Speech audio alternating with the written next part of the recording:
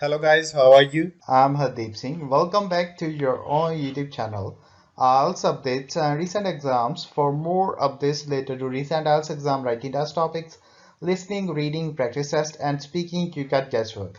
Please, guys, participate in everyday listening and reading practice test to achieve your desired band score in your actual IELTS exam.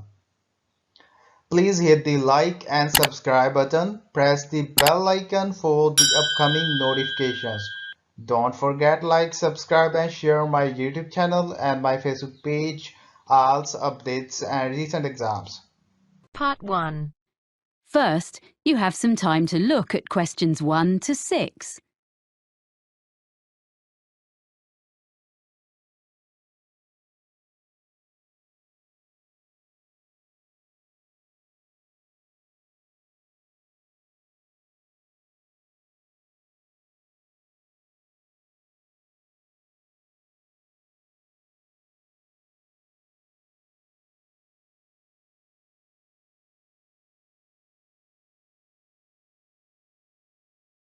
Hello, Edwina, is it?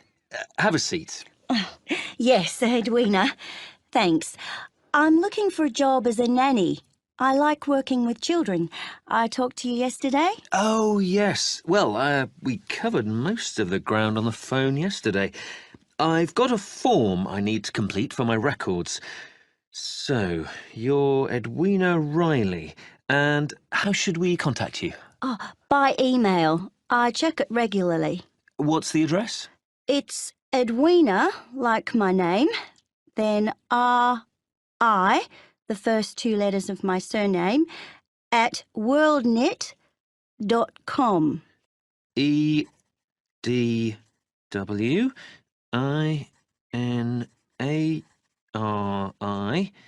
at worldnet.com? Yes. Good. And you're from Australia? Actually, I'm a New Zealander. Oh, I'm sorry.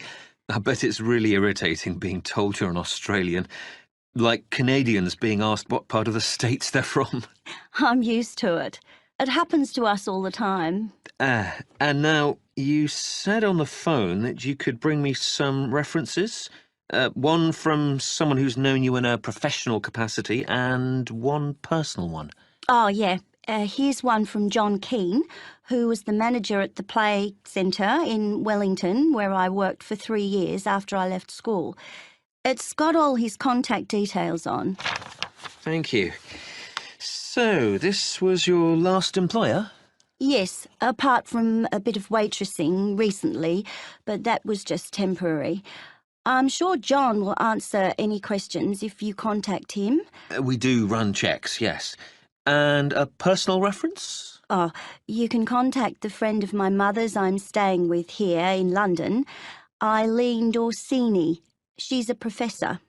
She's known me all my life because she used to be our neighbour back home when she was a primary school teacher there. Now she's working here at the Institute of Education. Oh, good. I've got her contact details here for you. Thanks. I think I have some jobs to suit you. Oh, do you have any practical qualifications, by the way? Life-saving, music, anything? I've got an up-to-date first aid certificate. I did a course when I was working. That's good. First aid. Anything else? Well, I've got a driving licence, as I told you on the phone, but that's not special, you said. Almost everyone needs that, really. I've got a sailing qualification. It's a certificate of competence. So you're a yachtswoman? I love sailing. Well, I'll note you have a certificate. Before you hear the rest of the conversation, you have some time to look at questions 7 to 10.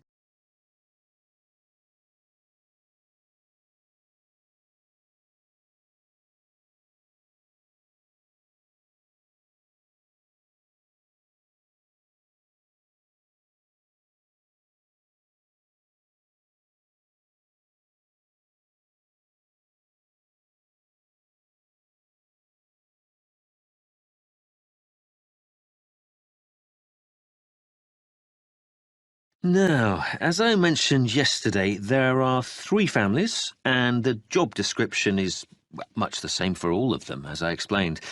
There are a few other things you need to know. Anyway, the first family is here in London. Yes, I did make a few notes. London, that's the Bentons with 2 children? Yes, that's right. A girl of 3 and her brother, who's 8. The little boy has a quite serious food allergy. Did you learn about things like that on your course? Oh, well, I know what to do if someone has an allergic reaction. Good. But what they mainly want is someone with an interest in sport, as, well, that's the kind of family they are. Oh, that's okay. I'll enjoy that. Good. Now, the next people are in the country near Oxford. Oh, yeah, the Grangers? Yeah, so they have twin boys of 5 who are a bit of a handful, I suspect. But it's a lovely place, quite a grand house, and the family is extremely welcoming. They keep horses. Do you ride? I did when I was younger. I like animals generally. Well, Animal Lover was their special request, so you'd be fine there. The last family... Yes? I don't think I told you. They live in Scotland. Really? What's their name? Campbell. Oh, yes. And they have 4 girls under 10? That's it. They have a lovely city flat, and they own a small island. Wow! Actually, you might get on with them very well. They particularly wanted someone who would be prepared to cook when they go camping on the island. Camping would really suit me, and I'm used to taking my turn doing the food, but it is a long way from London. Yeah, well, you can think about it. Then, as soon as I've checked your references, we can arrange for you to talk to all of the families. Right. Thanks very much. Thank you. I'll email you as soon as I can. That is the end of part 1. You now have half a minute to check your answers.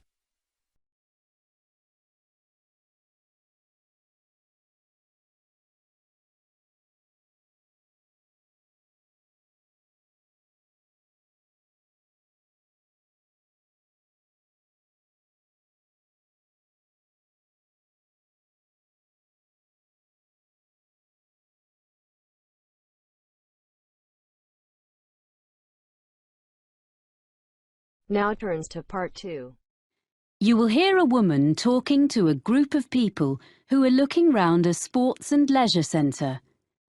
First, you have some time to look at questions 11 to 14.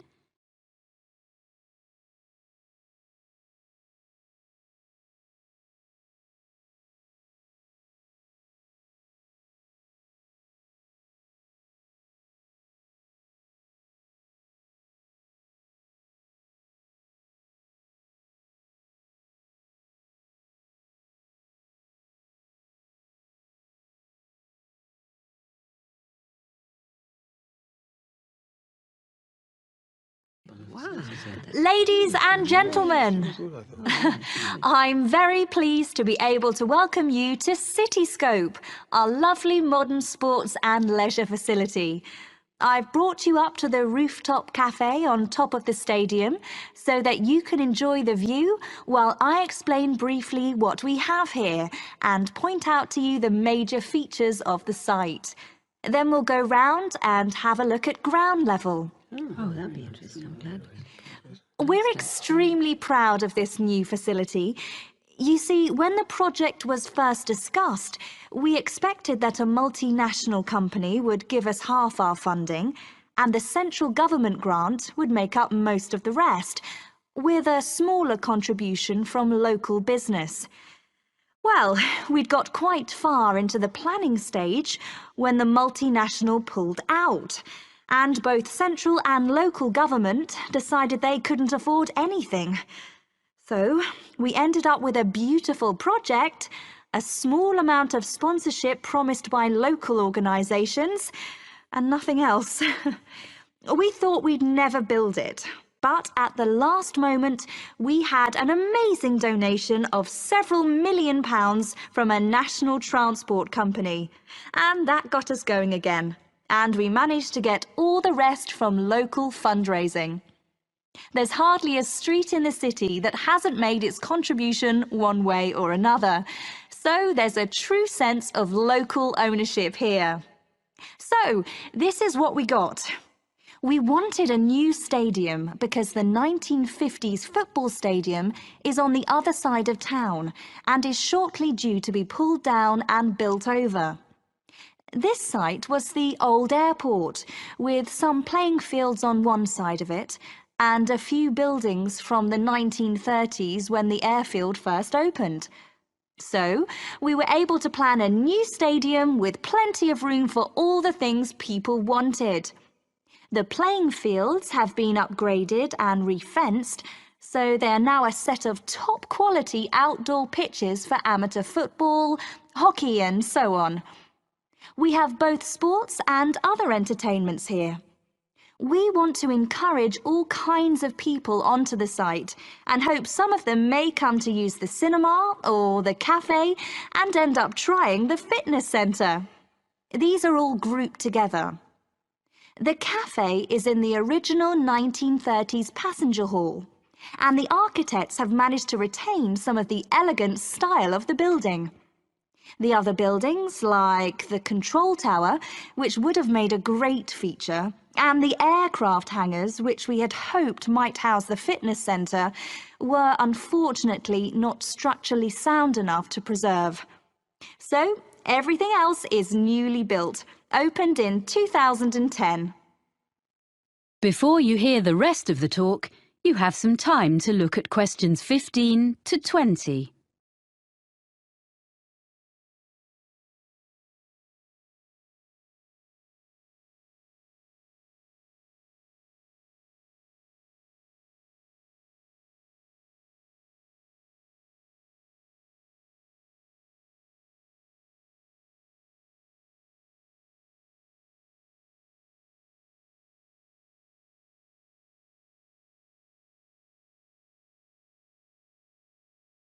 Right, now if you'd like to gather a little closer to the window, I'll point out the various buildings.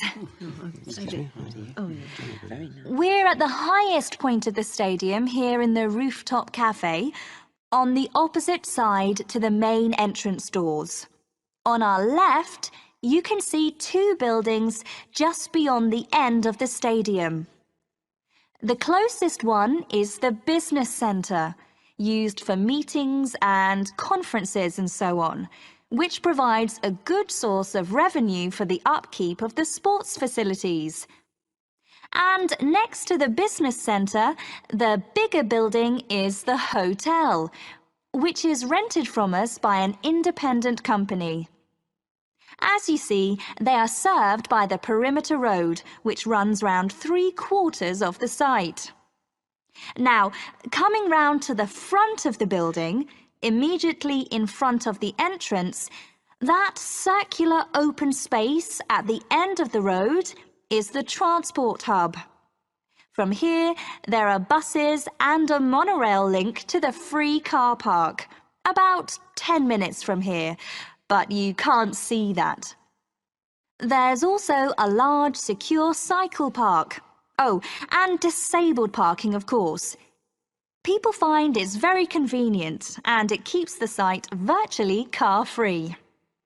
OK, now if you look as far as you can over to the right, beyond the buildings, you can see our outdoor pitches, which I mentioned earlier. Between the pitches and the entrance is a little kind of pedestrian plaza. Are you with me? OK, with the cinema in the building furthest away from us, next to the pitches. Then there's the 10-pin bowling between the cinema and the road.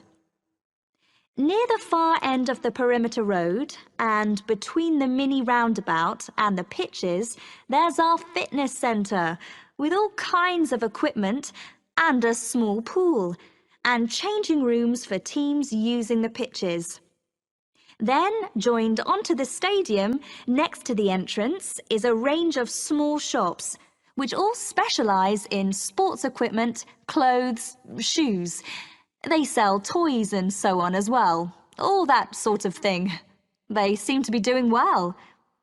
As you see, the service road goes right round, but we keep the traffic and the pedestrians well apart. So it's all very relaxed round the plaza, popular with families. And just in front of the bowling is our lovely restaurant. You can see it from here. It's that building on the plaza between us and the bowling. It's open all day and in the evenings. There's quite a queue there at weekends, I'm pleased to say. So, now you've got the layout, we can go and have a closer look at everything. Oh, nice. That is the end of part 2. You now have half a minute to check your answers.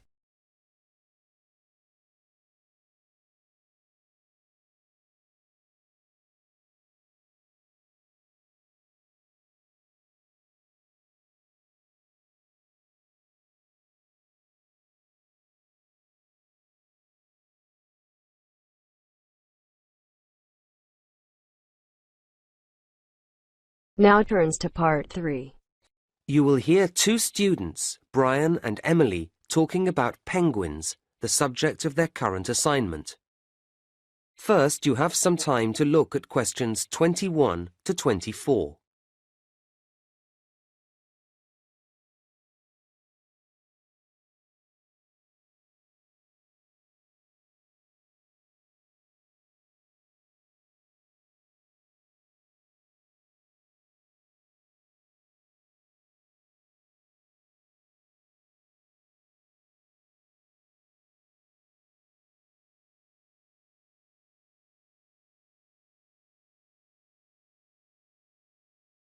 So, Brian, how have you been doing with your reading on penguins? Not too bad, Emily. And you? Yeah, okay. I hadn't realised there were so many differences between the various types of penguin. No, nor had I. Anyway, I started with the Gen 2. And me with the rockhopper. And it turns out they're rather cautious. Not scared of swimming, I trust. Oh no, but they don't like going about at night. Scared of the dark, I suppose. And if they're climbing over some rocky landscape, they'll only jump if they have to. And even then, they'll look carefully down and spend time deciding whether to or not. Is that common? I don't think so. The rockhopper will have a quick look if it's somewhere they haven't dropped down before, but they don't seem timid. In fact, they're pretty determined. And if they're trying to get up somewhere, they grip onto the stones with their slightly hooked bills, as well as their nails when the surface gets very steep. Nothing stops them. Interesting. Because the other type I looked into, the Magellanic, tend to stick to the beach rather than going inland. So you see them walking along with their flippers at their sides or a bit forward. If they come across something they haven't seen before, they cock their head first to one side, then the other, peering out of each eye in turn, as if they don't quite believe anything until they've double-checked it. And then, when they call to each other about anything, they arch their backs strangely first, before making a very loud noise indeed. Oh, because the king penguin stands very upright when it calls. And they have the longest flippers, which they hold towards the ground, as if they're worried about falling over. But it's quite dignified too. I think they're my favourite type. Uh-huh. Now you have some time to look at questions 25 to 30.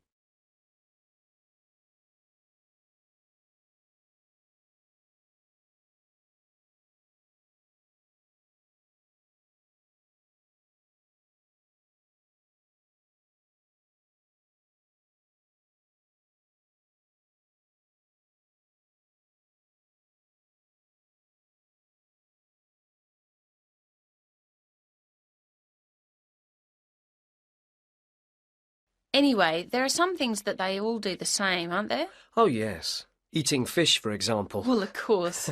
But sleeping, say? Yes. Occasionally you might see one stretched out flat in the sun for a snooze. But normally you see them standing at night, even though they're sound asleep.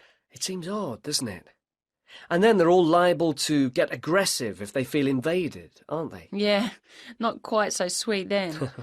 And with the rockhopper... The one with the distinctive black and yellow feathers on its head. That's the one. If it gets annoyed about something, Then the black feathers on the head point upwards and the yellow feathers stick out. It all makes it look bigger or tougher. I wonder how often they get annoyed. Well, I don't know about annoyed, but they've plenty to get frightened of. They've got predators in the water and on land, well, in the sky anyway. Oh yes, the great skewer bird. It's after the eggs. So the penguins have to keep a careful watch for the skewer all the time, especially when they're nesting. They can spot the white patches in its wings, can't they, as one flies over? Yes, and then they sit very closely on the eggs to protect them. Not an easy life, really. No. So what else have we found out?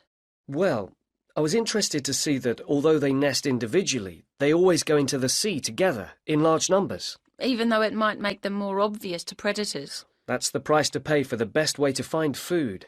It means a bigger catch from each trip. I see.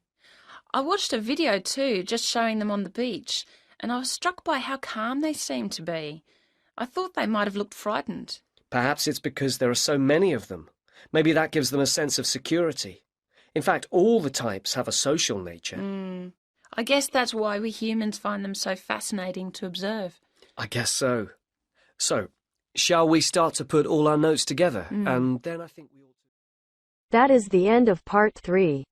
You now have half a minute to check your answers.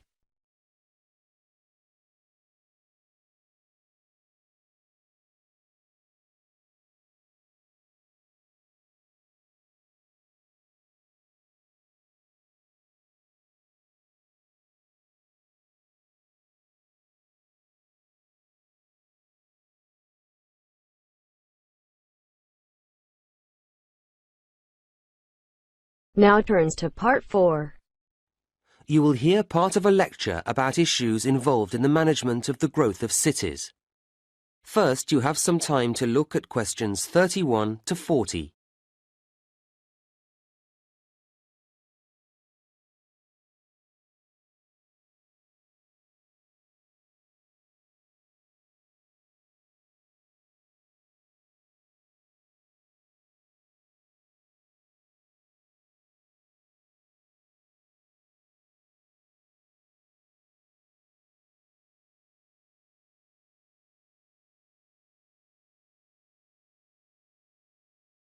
Now, a key issue in the ability of cities to grow is the question of housing. However, quality is as important as quantity here. But that isn't to say that this is easy to guarantee, and the development, or at least the spread, of many modern cities is marked by the sprawl of slum or shantytown housing. Governments are, of course, keen to address this, but the tendency to demolish them has often proved disastrous, as it doesn't solve the problem unless satisfactory replacements are ready for the inhabitants. What I'm saying is that suitable housing projects have to be lined up to accommodate these otherwise displaced people. And suitable is the key word here. All too frequently, there isn't real consultation, only token gestures. If the residents aren't fully involved, they are unlikely to find the resulting development appropriate to their needs. People need to feel reasonably independent, and strategies for providing accommodation schemes work much better if an approach rooted in self-help is applied. People value things more when they have been part of bringing them into being. At the same time, residents can't do everything for themselves, or not well enough anyway, and so governments need to accept that a number of services will always have to be laid on. These would include electricity and water and so on. From the other side, residents need to feel able to commit. Migrants are essential to the growth of cities, bringing rapid increases in population, skills and income. But they need to have a sense of security, of long-term commitment to the city, if they are to invest money in building or buying houses. Developing this sense of commitment isn't straightforward, and it takes time. It's complex and involves several factors. People need to feel they belong, and unfortunately too many governments fail to appreciate that community values are a crucial component of that. Sadly, there are too many housing schemes which don't work. People drift away, or the whole place becomes crime-ridden. It's easy to be wise after the event, but it is worrying that a lot of housing is put up without analysis having been carried out to examine how much employment is going to be available for people. But I don't want to labour the negatives too hard. Such difficulties as there are challenges, and challenges that can be, and often are, overcome. And cities are, I believe, a good thing. Urbanisation, the process of developing cities and the societies that comprise them, may not be everyone's dream, but it has a huge impact on the economy, and also benefits each and every person's freedom. Furthermore, the sheer volume of people means that work can be differently distributed. In villages, people need to be multi-skilled in order to be autonomous, but in cities, you can see the evolution of a variety of specialist activities, and this means people live in a more sophisticated way. It's not only tangible phenomena. There are all sorts of other equally important benefits too. Residing in cities brings us face to face with many different ways of thinking or going about things, and this increases our degree of understanding, something which is hard to measure in scientific terms, but which surely makes better people of us all. Right, well, now I'd like to turn our attention to the suburbs. That is the end of part 4. You now have half a minute to check your answers. So guys, don't forget like, subscribe and share my YouTube channel and my Facebook page, IELTS updates and recent exams. For more updates related to recent IELTS exam writing test topics, listening, reading, practice test and speaking, you got guesswork.